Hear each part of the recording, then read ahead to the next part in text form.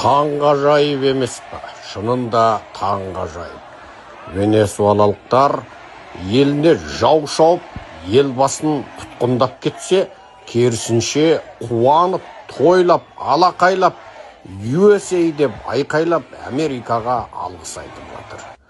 О заманда бұ заман еліне жат ел шабуыл жасап, мемлекеттің басшысын барымталап алып кетсе, халқы қуаныпты дегенді естіп педіңіз. Советтік, коммунистік, отарлық, құлдық және мәңгүрттік санадағы адам үшін бұны түсіну мүмкін емес. Бұл венесуэлалықтардың шын жүрегінен шыққан жүрек жарды қуанышы.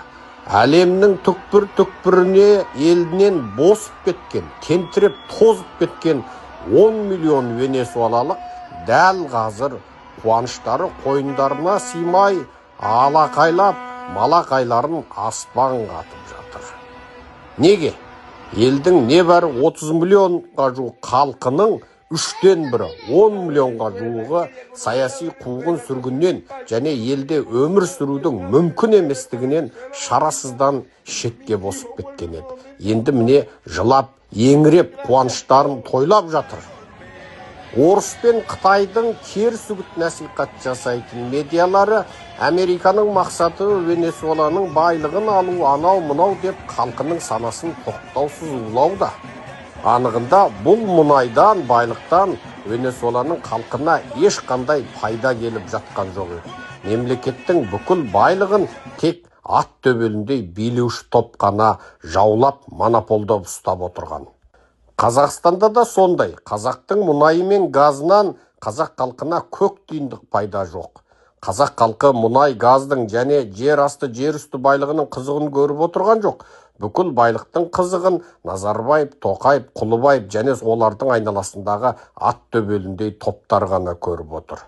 Елдің егемендігі мен тәуелсіздігі, отан және ел деген ұғыммен диктаторлардың еш қатысы жоқ. Бұл диктаторлар қазақ халқының жауы. Қазақ халқы, естеріңізді жиыңыздар, шын мәндегі тәуелсіздікке, егемендікке ұмтылыңыздар. Атажұрт қазақтың соңғы үміті. Атажұрттың дәл қазір түрмеде отырған 18 азаматын құтқару үшін және бұл тақырыпты халықаралық деңгейде шексіз биік деңгейде көтеру үшін Атажұртты қолдаңыздар, үнсіз қалмаңыздар. Атажұрт егемендіктің соңғы үміті. Айналайын қалың елім қазағым, диктатураға қарсы күресіңіздер.